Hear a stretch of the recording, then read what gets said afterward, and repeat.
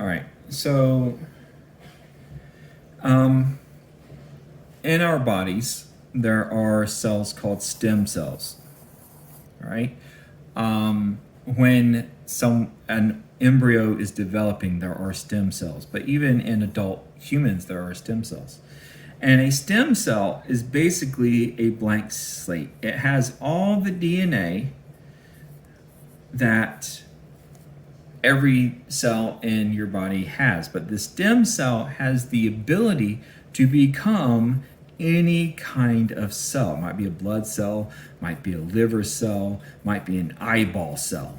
Okay? It can become any kind of cell.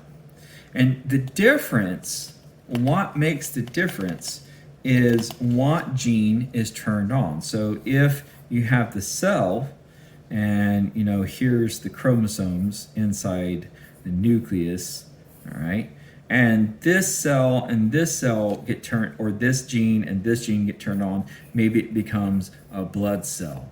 And if this gene and this gene get turned on, maybe it becomes a liver cell. That's all it is. Genes get turned on and off, and that determines what the cell becomes, what the stem cell becomes. Okay? Now, what turns the genes on is a protein. So proteins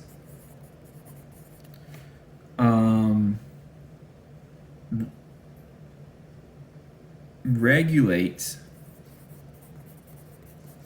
gene expression. So basically they turn the genes on, and then the cell becomes whatever it is destined to become. Okay. So if we had a stem cell, and you've got the DNA in the cell, in the nucleus, and we need that cell to become a nerve cell. Okay. The way that's going to happen is by certain genes being activated. So gene activation turns on the genes, and then those genes tell the cell, the stem cell, to become a nerve cell. Okay?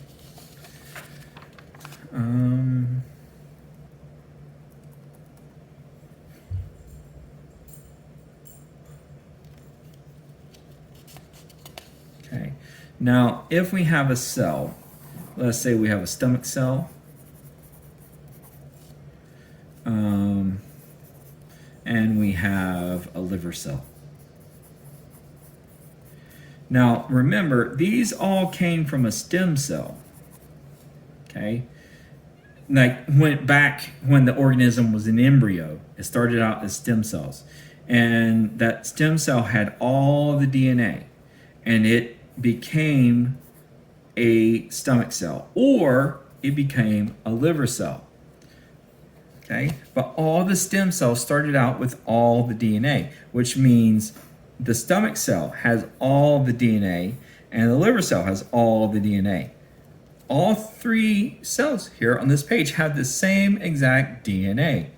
Okay? But the difference is this gene, okay, maybe, like, say this is the nucleus, maybe this gene gets turned on and it becomes a stomach cell.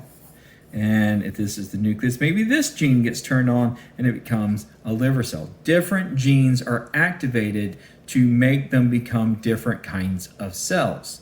And because different genes are turned on, this one might produce protein X and protein Y. Well, this one produces protein X, protein Y, no, not protein Y, protein Z, and protein Q. I don't know, right? But they produce different proteins because they're different kinds of cells. They are different kinds of cells because different genes got activated. Okay? All right, now here's a word, totipotent. And all that means is that it's a stem cell that can become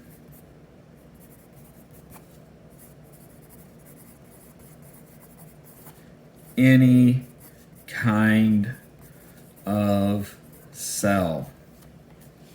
Okay, so that's just a vocabulary word for you. Totipotent just means it can become any kind of cell. Scientists like totipotent cells. These would be stem cells, of course. Scientists like totipotent cells because they can start with the stem cells and trigger them to become different kinds of cells, and then they can study those different cells.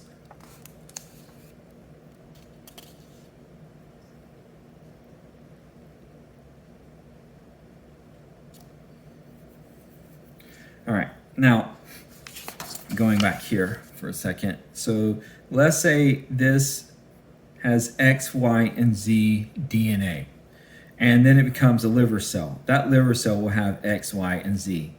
And it becomes an eyeball cell, X, Y, Z. And it becomes a kidney cell, X, Y, Z. And it becomes a skin cell, X, Y, Z. Every cell in your body, in your cat's body, your dog's body, in an oak tree, okay? Every cell has all of the DNA for that organism, all right? And that's why, like in CSI or whatever, it doesn't matter if it's a skin sample or a blood sample or an earlobe sample, okay? They can get the DNA as long as they have a large enough, fresh enough sample. Okay. All right, and that ends 1.13.